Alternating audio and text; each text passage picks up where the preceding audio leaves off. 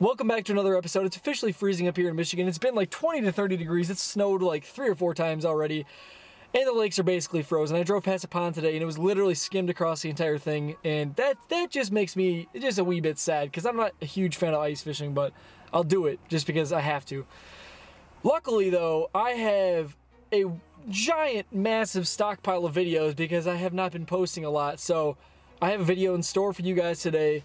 This one's actually kind of special to me because it's actually a charity tournament for Frank Labanowski, who he ran the junior club that I fished for when I was in middle school through high school. I think I started it when I was in 8th grade or something like that. But the amount of stuff that Frank has done for that club and just for high school fishing in Illinois in general is unfathomable. That man has poured more hours into the high school fishing program in Illinois than I may have fished my entire life.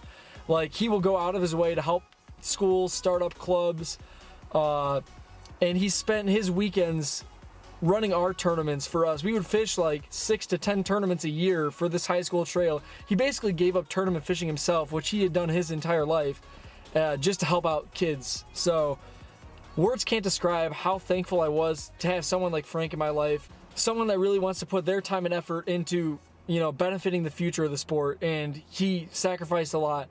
And unfortunately, Frank has actually recently contracted, I believe, esophageal cancer. So he has not been doing that well, and a lot of guys in the industry wanted to do something for him because he's done so much for us. And so I know Joseph Bartlett and Mike Toe were, I believe, the heads of this tournament. There might have been some other people involved. I know Maple Bassmasters as a whole, which is a club back in Illinois, they definitely were the leading kind of organization that put this on. Ralph Sweat as well. But these guys put this tournament on, and we raised, I believe, almost $4,000 to go towards Frank's medical expenses. And that's huge, you know, that we could get some guys, some local guys to go out and fish this tournament, donate their time and money. And if we're raising that much money, it's obvious that he's made a huge impact on the surrounding area. I drove all the way back from Michigan just to fish the tournament. I actually vowed never to fish the Des Plaines River ever again in my entire life, and I drove back 3 hours just to fish that tournament because it just meant so much, you know, just to be there, and just because he's done so much for me. And really, I don't think I'd be where I am today with videos, with fishing tournaments, or even life in general, because fishing's taught me so much. So I hope you guys enjoyed today's video on a lighter note. It was a fun time to get back out in the Des Plaines River. I've had a few good days out there, and this is actually not too bad of a day, so stay tuned, and I hope you guys like the video. Boat 1 through 15. Second flight is 16 through 31, I think.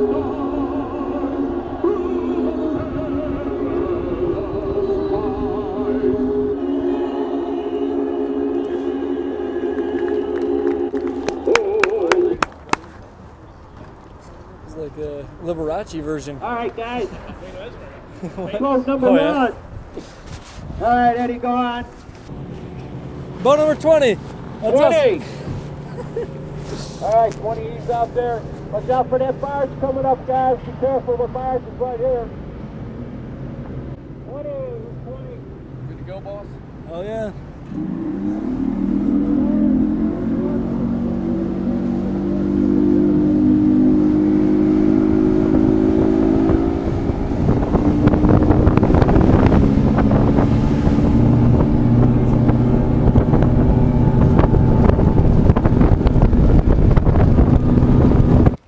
So we started on this spot because Nick wanted to fish it. He said he's caught fish there in the past.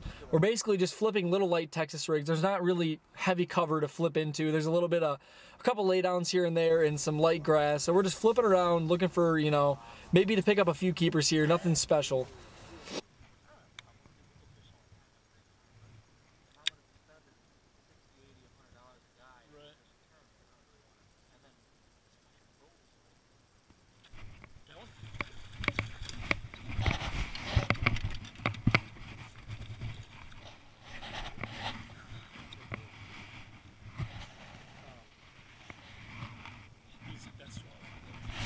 Nick caught that first fish, and we decide we're going to go do some frogging because that's what you do on the Des Plaines River, if you ask me. So we made our way to a few spots and started doing that.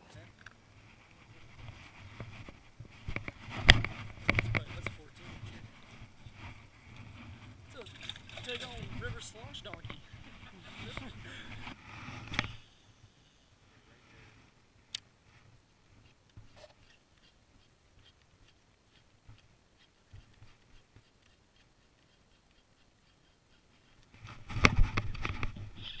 There's no way, that's gotta be a plate. That's a dry. Oh, it's a big bass, dude. Look at that. Big one. Big one, son.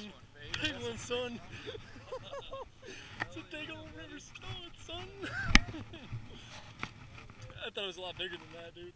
That thing blew up and it looked so big, I was like, nah, that's a pike. There's no way. Okay. Oh, man. Oh, baby.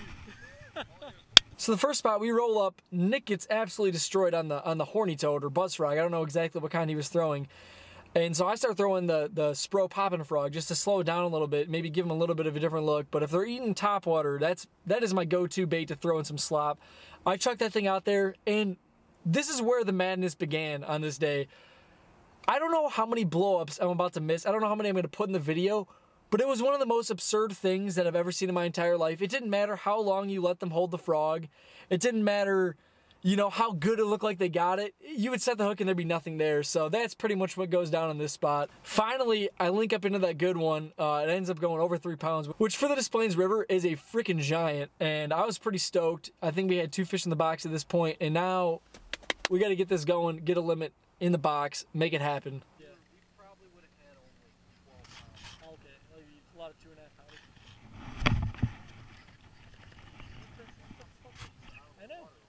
His back was out of the water, and I let him fucking have it too. So we go back to one of my favorite frogging spots on the Des Plaines River, and we miss about 100 more fish. Pretty typical. And then we kind of discovered something.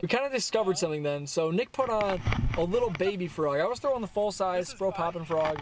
I don't know what, it's like a 55 size or whatever the heck they call them, but I was throwing basically just your standard popping frog. Nick puts on this little baby itsy bitsy frog, and he starts hooking up on a few. He's still missing a ton of blowups on this thing because for some reason I just have no idea what was going on this day with the frog blowups, but he puts on that little frog and he starts connecting on some of those little like 12 and a half, 13-inch fish, and we get our limit in the boat.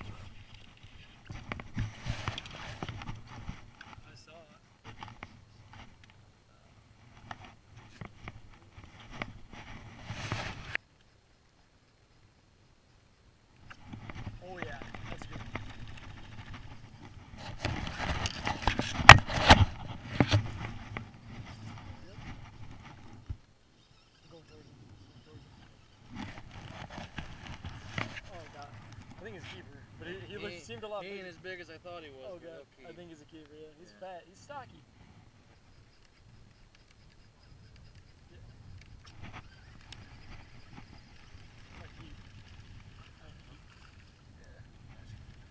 Maybe. Yeah, right?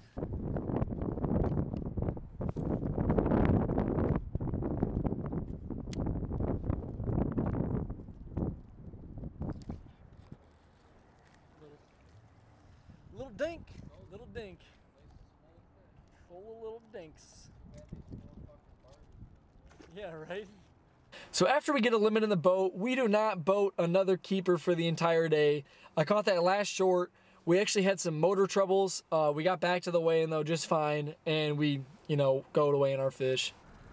I have no freaking clue. Oh god, that was small. The first one didn't look too bad.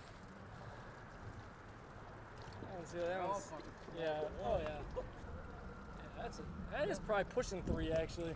That actually is decent. Alrighty, let's go see what we got, man. What do you got, Bill? What's your boat number? Boat number 20. Boat number 20. 5 fish. Matthews and Cahoon. Matthews and Cahoon. Big bass. Yeah, 5, and we have 1 for big bass. 5 fish. Gonna weigh 1 for big bass. Cohen Matthews? Yep. Cohen and Matthews. Cohen and Matthews. How do you say your name? Caney. Caney and Matthews. That's the one. All right. Oh wow, that's a nice one. Oh, here we go. Here we go. We got competition. Okay. No, that's the only one though. All right, are you ready? Big bass. Big bass. Oh. 304. 4, big bass. Leading is 326. Oh. Just missed it, guys. Hey, you get that one on camera? Oh yeah. We got I think we got every fish on camera. I'm pretty sure. Remember, share that with us. Oh yeah. Show us your site, whatever it is. I Yeah. tried to look. Weigh them all. I couldn't find it. 8.25 pounds, 825, Matthews and Bag in the Cohen. bucket. Okay. Take it. Get a picture. Put them in the water there for a second. Put them in the bucket. Okay. Just leave them in the water there for a second, Joe. Here, Billy, come here. This is Billy Matthews. Billy Matthews was one of the original kids that was in Off the Hook when Frank started. What year? Remember how long ago that was, Bill? 2013 or 2014. Like 5 years ago, 6 years ago. Something. 5 or 6 years ago. Illinois was the first to start high school fishing, whether anybody knows it or not. And Frank Labanowski was a big part of starting this all up. So whatever you can give to help them out and benefit them today, we sure appreciate it. We got raffle tickets going. We got $700 worth of prizes, Cubs tickets. So reach in there and for a good cause. So we weighed in 8 pounds something. I forget exactly what it was. We actually ended up finishing like 10th place out of 30 boats. So not a great finish, not a terrible finish. We needed like another kicker because I believe like 9.5 pounds would have shot you all the way up into like the top 3 or 4 people. But we just had that 1 3-pounder and then a halfway decent one and then a bunch of little dinks. And for the Des Plaines River, that's a pretty typical bag. It's actually one of the better bags I've caught in a tournament. I haven't fished a ton of tournaments out there. I've maybe fished it, I don't know, maybe 6 or 7 tournaments on that place because every time I go there, I just want to throw myself off a bridge. But I went out there for a reason, obviously, not because I love fishing the Des Plaines River. And we were able to raise, like I said, almost $4,000. The winners of the tournament actually donated, I believe, half or about half, a little bit more or less than half of their winnings. So that was how we got up to $4,000. And then I actually got a little bit lucky because we were doing 50-50 raffles as well. And I put in my $5 just because I wanted to support the cause. And, you know, I like gambling a little bit. So put my $5 in there, bought 1 ticket. A lot of other guys were buying like 5, 10 tickets. I'm a poor college student, so I couldn't afford to quite do that.